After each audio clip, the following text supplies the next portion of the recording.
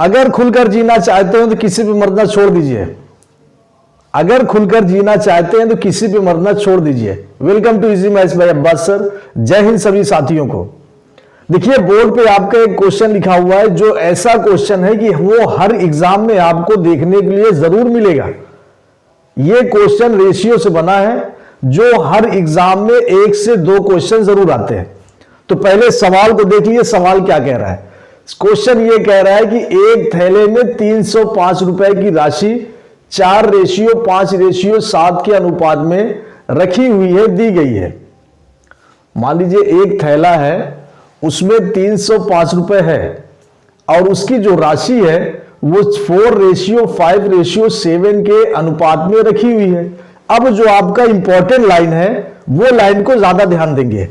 Important line कह रहा है कि उस थैले में 25 पैसे के सिक्के हैं, 10 पैसे के सिक्के हैं और 50 पैसे के सिक्के रखे हुए हैं। अब उस क्वेश्चन को समझने की बारी है। सवाल अब यह कह रहा है कि एक थैले में 25 पैसे के सिक्के हैं, मतलब 3 प्रकार के सिक्के हैं। एक आपका 25 पैसे का सिक्का है, दूसरा 50 पैसे का है, तीसरा 10 पैसे का है। मतलब 3 प्रकार के सिक्के रखे हुए हैं। अब ये सिक्के को कितनी इसकी संख्या कर दिया जाए कि ये सभी को मिला के 305 रुपए थैले में हो जाएंगे। मतलब 25 पैसे कितने सिक्के हैं, 10 पैसे कितने सिक्के हैं और 50 पैसे कितने सिक्के हैं कि ये तीनों सिक्कों को मिला के, तीनों प्रकार के सिक्के की संख्या को मिला देंगे तो वो 305 रुपए बन जाएगा। और उसी संख्या को अगर हम काट देंगे तीनों को, तो अगर 25 पैसे के सिक्के की संख्या को काटेंगे तो वो 4 कटेगा, 4 आ जाएगा काटने के बाद। 10 पैसे के सिक्के की संख्या को काटेंगे तो 5 आ जाएगा। 50 पैसे के सिक्के की संख्या काटेंगे तो वो 7 आ जाएगा। तो चलिए अब क्वेश्चन क्या कह रहा है। सवाल कह रहा है क्रमशः प्रत्येक प्रकार के सिक्कों की संख्या का पता लगाएं। सिक्कों की संख्या अब एग्जाम में अगर आएगा तो आपको सबसे पहले अगर टाइम बचाना है तो सबसे पहले देखना है कि 4:5:7 कौन बनेगा। मतलब ये चारों ऑप्शन में से 240, 180, 260, 200, 360, 160, 160, 360, 200, 244, 305 और 427। देखिए बच्चा, अब आपको इसके हिसाब से कोई एक ऐसी संख्या लीजिए जिससे तीनों कट जाए और तीनों कटने के बाद रेशियो आपका यही बन जाए। तो सबसे पहले हम यहां पे देखेंगे कि ये आपका लास्ट वाला रेशियो 7 है।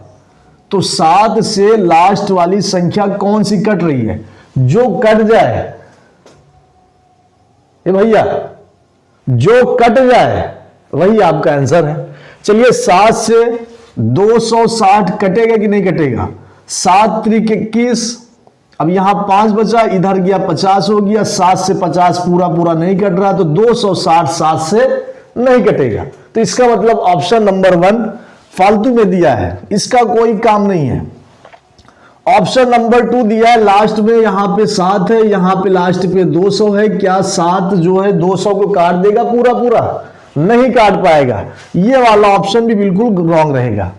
तीसरा दिया लास्ट में 160, क्या 160 7 से कट जाएगा? नहीं कटेगा। 7 दूनी 14, यहां 14 2 बच्चा, 2 इधर गया तो ये 20 हो जाएगा और 7 से 20 पूरा पूरा नहीं कटेगा। तो इसका मतलब ये है, ये भी नहीं कटेगा। ऑप्शन नंबर 3 भी नहीं कटेगा। भैया जब 3 ऑप्शन नहीं कट रहा, जब 3 ऑप्शन नहीं कट रहा तो जाहिर सी बात है कि चौथा ऑप्शन जरूर रहेगा। भाई 3 गलत है, चौथा होगा।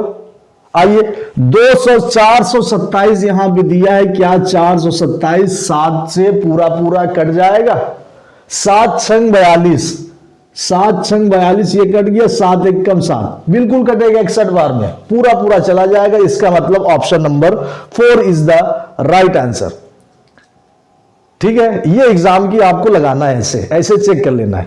अगर आपको कहा जाए कि इसको करना कैसे है तो सबसे पहले देखिए 3 प्रकार के सिक्के हैं। 3 प्रकार के सिक्के हैं। पहला आपका है 25 पैसे का सिक्का, दूसरा आपका है 10 पैसे का और तीसरा है 50 पैसे का। 3 प्रकार के सिक्के हैं, 25 पैसा, 10 पैसा और 50 पैसा। अब यहां सवाल में कह रहा है ये तीनों संख्या सिक्कों का जो रेशियो है वो 4:5:7 से बना है। अब आप लोग बताइए, इधर लिख लेंगे सिक्को, इधर आ जाएगा सिक्का। अब आप लोग ईमानदारी से बताइए, 25 पैसा के 4 सिक्के हैं, 25 पैसा का 4 सिक्के हैं, बिल्कुल सही। 10 पैसे के 5 सिक्के हैं और 50 पैसे के 7 सिक्के हैं। अब बताइए ये रकम कितनी बनेगी? अगर यहां पे कर दिया जाए कि 25 पैसे के 4 सिक्के, 10 पैसे के 5 सिक्के, 50 पैसे के 7 सिक्के, तो रकम कितनी बनेगी? अगर आपके पास 25 पैसे के 4 सिक्के हैं तो कितने रुपए बनेगा? 1 रुपया बनेगा। ये 1 रुपया हो गया। अगर 10 पैसे के, ये पैसा है, ये 25 जो है ये सब पैसा चल रहा है, अच्छा, और ये नीचे वाला सिक्का है। 10 पैसे के अगर आपके पास 5 सिक्का है तो आपके कितने रुपए बनेगा? 10 पैसे के 5 सिक्का अगर आपके पास है तो आपको कितना रुपए आपके पास बनेगा? जिसको हम लोग कहते हैं 50 पैसा। अगर रुपए में ट्रांसफर करना है तो आधा रुपए, आधा रुपए को हम लोग लिखते हैं 0.5 रुपए, 0.5 रुपए, जिसको हम लोग 8 आना कहते हैं, 8 आना। 50 पैसे के अगर 7 सिक्के हैं आपके पास तो कितने रुपए बनेंगे? 8 आना के 7 सिक्के अगर आपके पास है तो कितना रुपया बनेगा? 3.5 रुपया, और 3.5 को हम लोग लिखते हैं 3.5। इतने रुपए हमारे पास बन जाएंगे। 50 पैसे के 7 सिक्के तो 3.5 रुपए मेरे पास है। 10 पैसे के 5 सिक्के तो हमारे पास आधा पैसा, आधा रुपए है। आधा रुपए का मतलब 0.5 रुपए, 50 पैसे जिसको बोलते हैं। 25 पैसे के 4 सिक्के हमारे पास है तो हमारे पास है 1 रुपया। अब देखिए, अब तीनों को जोड़ के बताइए कि हमारे पास टोटल कितने रुपया बना? 3.5 और आधा 4, 4 और 1 5। अब यहां से मालूम चल गया कि हमारे पास टोटल 5 रुपया बना, हमारे हिसाब से 5 रुपया बना, और इस अमीर सवाल के हिसाब से 305 रुपए बना। अब बताइए भैया, 5 रुपए की वैल्यू 305 रुपया है, यहां 5 रुपए मेरे हिसाब से 5 रुपए बना और इसके हिसाब से 305 रुपए था। अब यहां 5 रुपए के हिसाब से 305 रुपया है तो 1 रुपए के हिसाब से कितना रुपए? मतलब यहां पे रुपए का मतलब यूनिट चल रहा है। 5 यूनिट की वैल्यू 305 रुपए, तो 1 यूनिट की वैल्यू 5 से 305 में भाग दे देना। 5 छक्का 30, खत्म। 5 एकम 5, 61। 1 रुपए का मतलब 61 रुपए। भाई 5 रुपए का मतलब 305 रुपया और 1 रुपए का मतलब 61 रुपए। अब आ जाइए सवाल पे। सवाल यहां क्या कह रहा है? सवाल देखिए, क्वेश्चन को देखिए। अब यहां 1 रुपए का मतलब 61 रुपए और यहां 4 रुपए है, यहां 4 रुपए है। यहां आपका रेशियो किसका बन रहा था?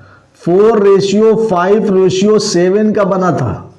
ये सवाल के हिसाब से 4:5:7 का मतलब 4 यूनिट, 5 यूनिट, 7 यूनिट, और 1 यूनिट की वैल्यू 61 रुपए, तो 4 रेशियो की यूनिट की वैल्यू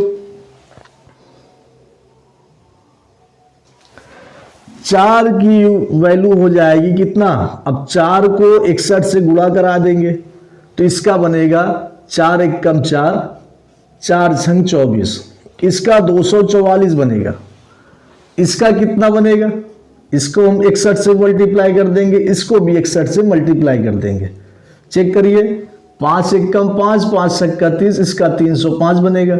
7 एकम 7, 7 छंग 42, इसका आपका 427 बनेगा। तो ये आपका रेशियो ये बनेगा 244, 305, 427। तो इसका मतलब है कि आपका option number 4 is the right answer. Option number 4। अगर आपका सेशन अच्छा लगा हो तो आप लोग लाइक कर दीजिए, अपने साथियों तक पहुंचाइए और शेयर कर दीजिए। Thank you so much. जय हिंद, जय भारत।